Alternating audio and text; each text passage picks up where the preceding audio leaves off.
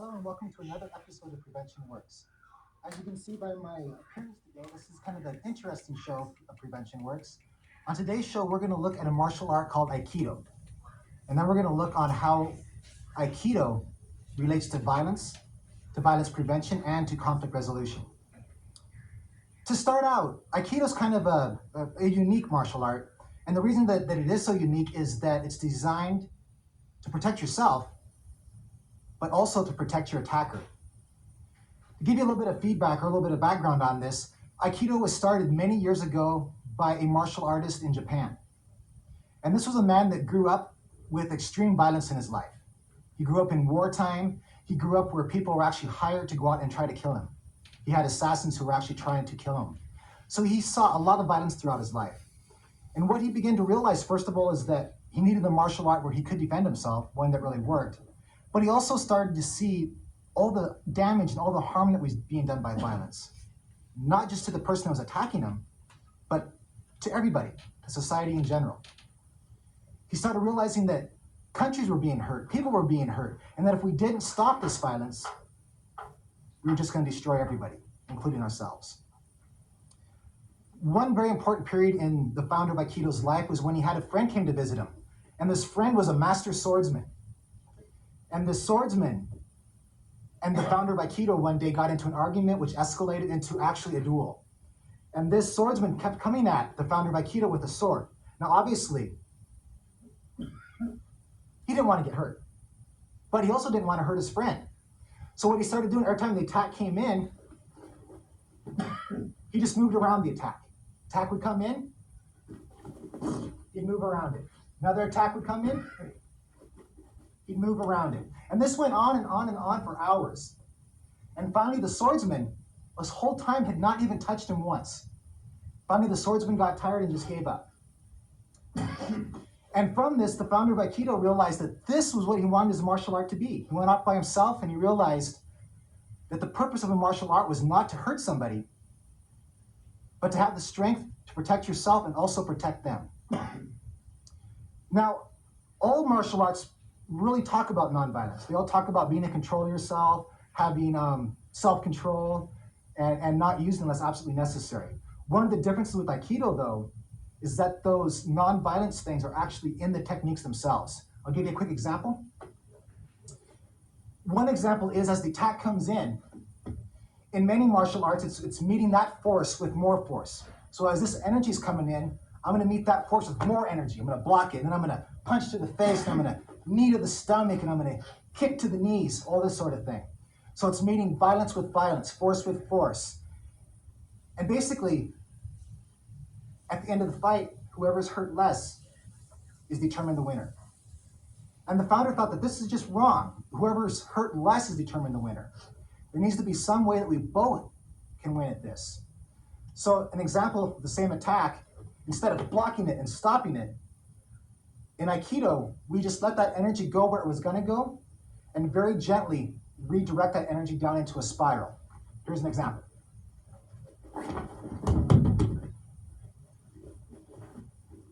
His energy is coming in. Instead of blocking it and moving with it, guiding it down into a spiral.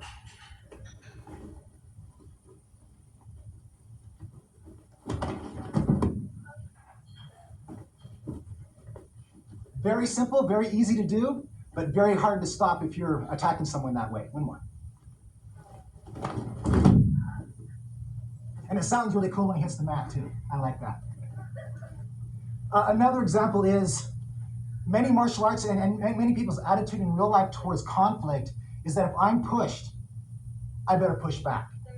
An example of that here is he's pushing on me. He's trying to get me to go somewhere. If I'm going to push back, get in this big tug of war, this big struggle, basically the winner's just going to be whoever's strongest. I might win, he might win. Next time someone else is going to win.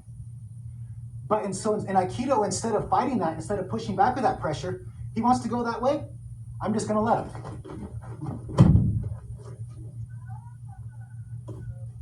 If he wants to pull, I'll let him. Couple quick things. First of all, these do sound really cool when they hit the mat like that. but he is trained on how to fall, so he's not being hurt. The biggest thing I want to emphasize right now is we both trained at this for years, and these techniques are very subtle, so please don't try them on your own, because if you don't do them just right, they either don't work or they can hurt somebody. If you do them just right, they are very effective, they can stop the person, and they do not do any damage. Okay. So a little bit on Aikido itself right there. Now I want to look a little bit at violence in life and how Aikido relates to violence in life. And here in Aikido, we have these different attacks like you saw. We have the attack like this, like he did. That might be someone might have a knife or a bottle or something like that trying to hurt us. We do punches. We do grabs to the neck, grabs to the hands, different things like that. But in real life, of course, you don't see those things very often. What you do see in real life almost every day, though, is some sort of conflict. Often it's a verbal conflict. So I want everyone to kind of think about that. It can start out very simple. It can be just, I say something that Jim takes the wrong way, so he calls me a name. And then I'm thinking, whoa, he called me a name, now I have the right to push him. So I come up and I give him a little push. Now he's thinking, oh, he just pushed me, now I have the right to punch him. So he does a punch. Now oh, he punched me, now I can kick him. So I kick him. And then he's got the knife out, and I got the gun out, and then he's got his friends, and I got my friends. And again, whoever's hurt less is determined the winner. And the founder of Aikido saw this, and he realized that, hey, we have to do something to stop this. We have to have the strength to be able to say, hey, I don't care what you do. I don't care what you say. I'm going to have the strength to do what I know is right. And I'm not going to let you take my power by making me get mad. So the first thing we learn in Aikido is how to stay calm. When that attack is coming in, if I get scared and move too slow, I get punched. Thank you.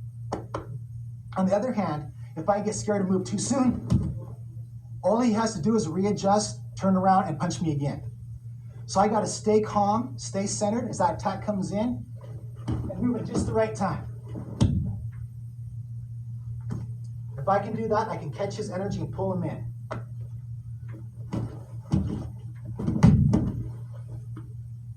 And now we're down here where we have a solution to the problem where he's not being injured and I'm also safe.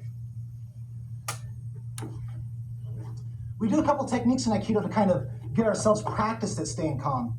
One of those is just a pushing one, where I put my arm out and he pushes on it. If I'm staying really calm and staying centered down here, he can push as hard as he wants, he can't move me. If I don't stay calm, if I start get into my mind, if I start thinking things like, oh no, maybe he's calling me names now, not pushing my arm. If I start thinking things like, oh no, he's calling me a name, I better fight back, people are gonna think I'm a coward, then suddenly I lose my center, he takes control, then he controls me. If I start thinking, oh no, I better attack back, I gotta do something quick, he gets control, he takes my center. If I stay calm down here, realize that I have the power, and whatever he's saying can't affect me, that he's just yelling and screaming but has no effect over me, I keep my power, and I can still move. Even if he's pushing on both hands, maybe he's really yelling and screaming. If I stay calm, I can be nice and relaxed, he can't move me.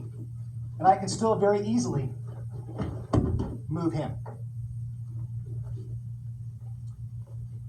We do neck grabs a lot, and this kind of, a lot of times when we're being yelled at in life, we're being put down, called names, threatened somehow, it feels like this. It feels like we're being attacked, like there's no escape. And we gotta fight, we gotta punch, we gotta hit, we gotta do this stuff, we gotta yell back, we gotta call names back, or we're gonna lose. In Aikido, it's not just, I'm gonna win, you're gonna lose. There's other solutions. I can stay calm, and I can find a solution where I'm not hurt, I'm safe, and he's also not hurt. If I stay nice and calm, and come to a solution, I'm safe, he's also safe. Now in real life, that's not that easy to do. In real life, it's very easy to get caught up in those emotions, let that anger out, you start screaming, you start yelling, and pretty soon, before you know it, you've done things you wish you hadn't done. But what you can do in those times is you can just think about it in advance. What can I do to help myself calm down when I'm getting upset? What works for me? Is it taking a walk? Is it counting to 10? Is it taking deep breaths, reading a book, getting exercise, whatever it is? And have those things in mind before the anger gets control. So you can do those things so you can get back in control of your anger again. And also look at your warning signs too. How does your body tell you that you're starting to get upset? Does your face start to get hot? Do your hands get tight in fists? Your teeth get clenched like this? Do your legs start to shake? Do your mind kind of get dizzy for a while? Try to catch those warning signs. Then think, what can I do now to get myself back in control of my anger before I lose control and do something I'm going to regret later? So that's the first thing in Aikido we learned is staying calm, which is also our first step for conflict resolution. The second step is I have to now listen to this person. I have to listen and try to figure out what's really going on here. Now, in Aikido, we listen kind of a different way. In Aikido, we listen to where their body's going, where their energy is going. If I had him right here, and of course we wouldn't stop like this, but if I had him right here, I am now trying to feel and listen to where his body wants to go next, where his energy is going. And that's going to determine what I do next. So if he decides, for example, he wants to stand straight up to punch me, I can do one technique. If on the other hand, say he decides he wants to come around and punch me, I have to do a different technique.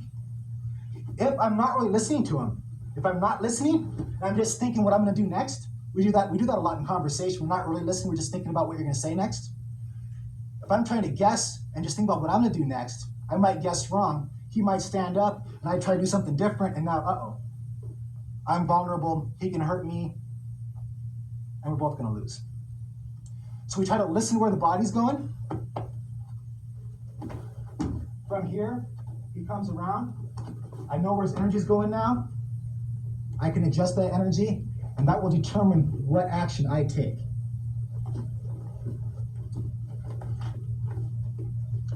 Now, listening in real life is one of those things that is very important, but we overlook a lot of times.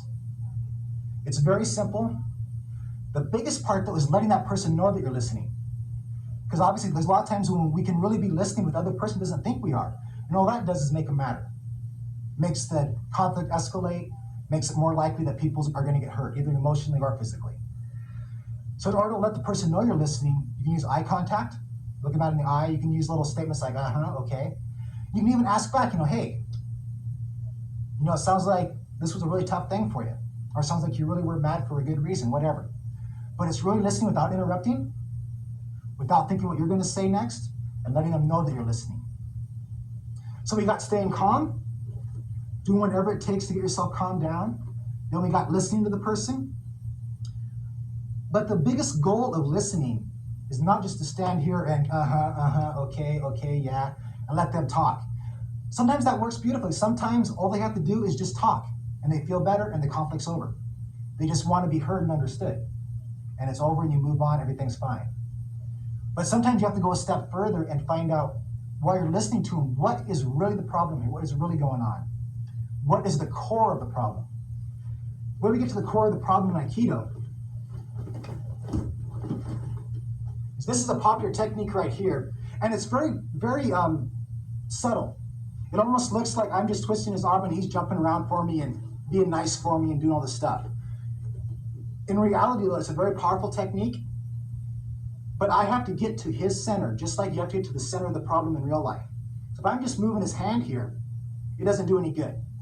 And sometimes that's what we do. Sometimes we fight over the stupidest things.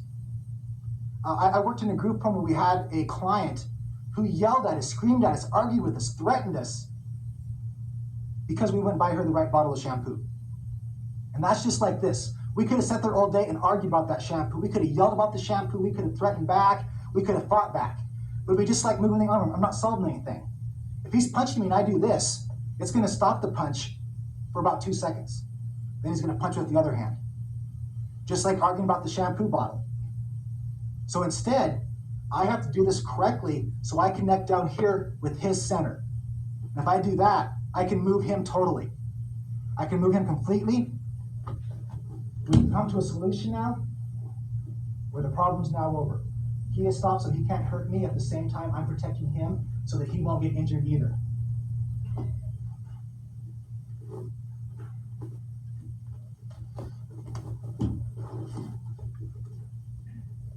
Same thing, we can't just fight over the silly stuff. We can't just fight over the shampoo bottle, so we can fight forever. We have to figure out what is really going on. What is at the core of this problem? Why is that person so upset about the shampoo bottle? What is really going on? Get to the core, and then you can find a solution where everybody wins.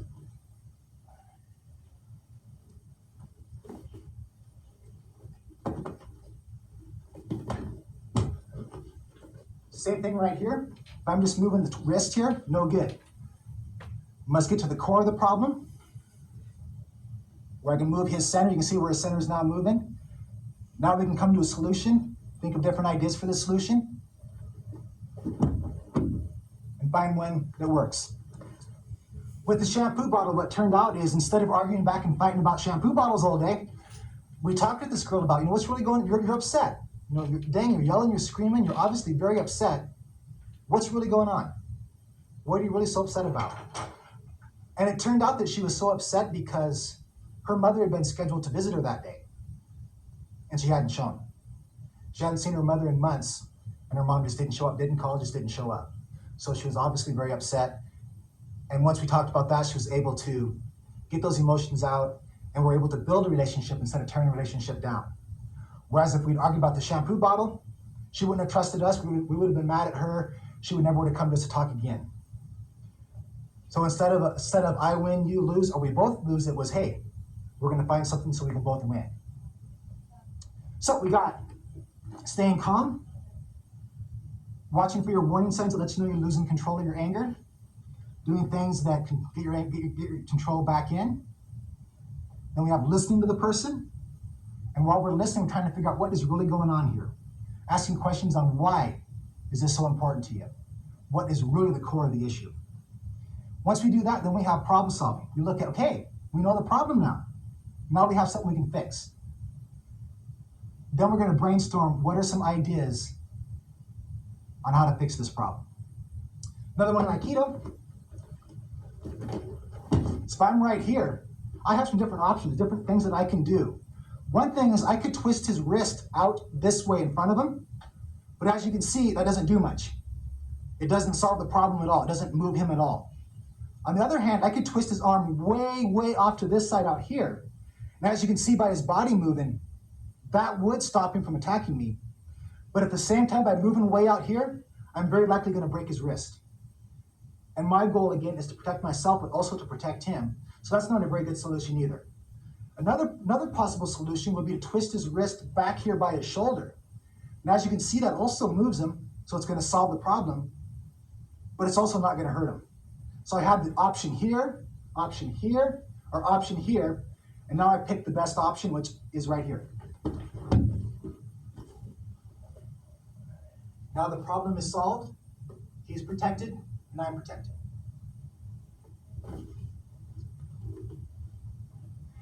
What we're going to do right now is we're going to do a little freestyle, which basically means that we're just going to attack each other any way we feel like it. We have no idea how the other one's going to attack, and we have to go through that conflict resolution step each time. We have to stay calm as the attack comes in and not move till the correct time. We then have to listen to where the person's going, where their body's going, where their energy's going. We then have to get to the core of the problem or to their center, find some way to connect with their center so we can move their whole body and not just their arm or their wrist or their fingers. Then we have to find what best solution, what the best throw is going to be for that spot. Which will then bring us to the solution to that problem. Hopefully it'll work. Ready?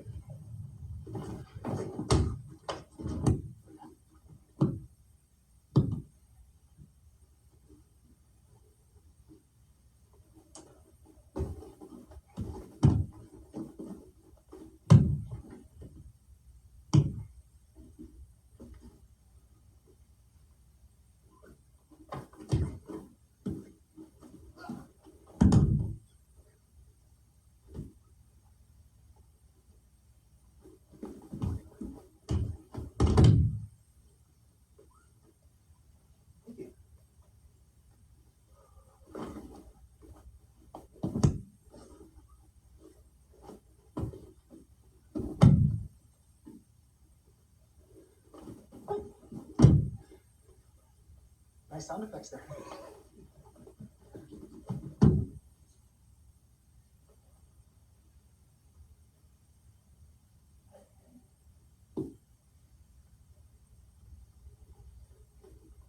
So what we just did is we stayed calm as the attack came in. We now listen to where they're going to go next. We then looked at what our different options are. Here, here, here, maybe here. And we picked the solution that gets to the core of the problem and moves him and also keeps him safe. And then acted on that. Same way in conflict resolution in real life. We got to find the solution that protects us, but also protects the other person. So I'm not just yelling back, I'm not blaming back, I'm not saying it's all your fault, I'm not calling names. I'm saying, hey, we have a problem here. What is really going on with this problem?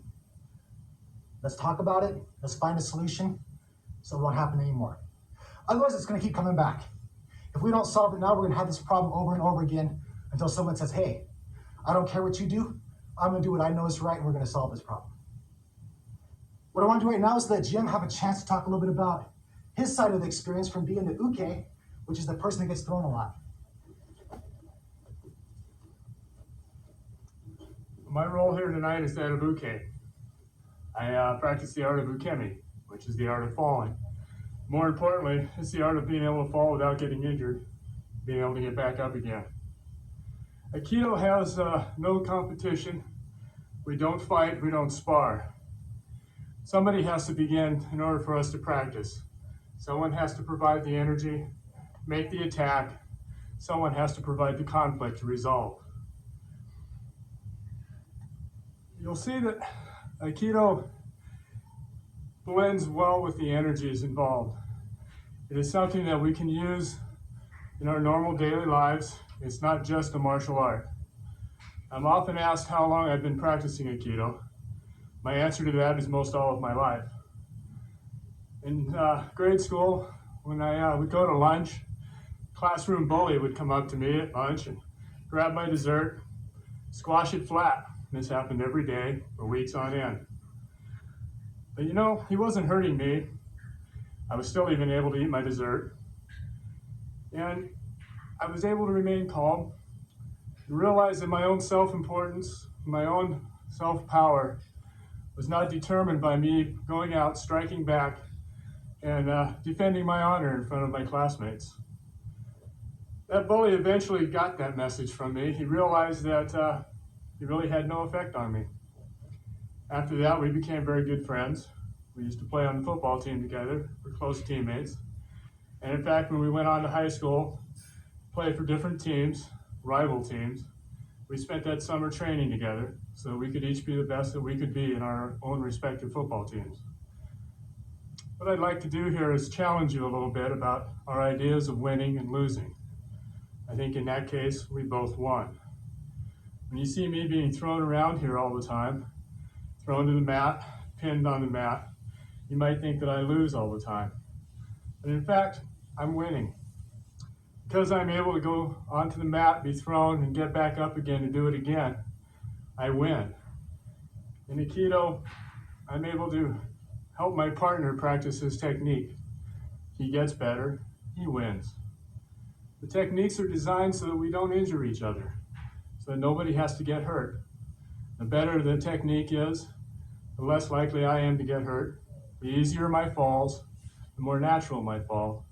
We both end up winning.